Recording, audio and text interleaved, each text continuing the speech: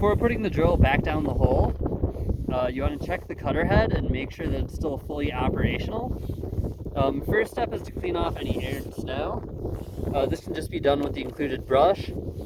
Basically make sure there's no sections where there's icing happening, especially on the cutter faces or underneath the cutters. If there is, just use the back of the brush, clear those out. Also make sure that there's no snow buildup on these 3 buttons. Those set effectively the penetration rate of the drill, and if there's any ice on those, you may not get good penetration. The final thing to check is the 3 core dogs. Those are these. Those are what effectively grab the fern and help bring it up to the surface. All of these should flip very easily. There should be basically no lag in them flipping. If there is any, you can get in there with a paintbrush. Basically try to clear out any chips.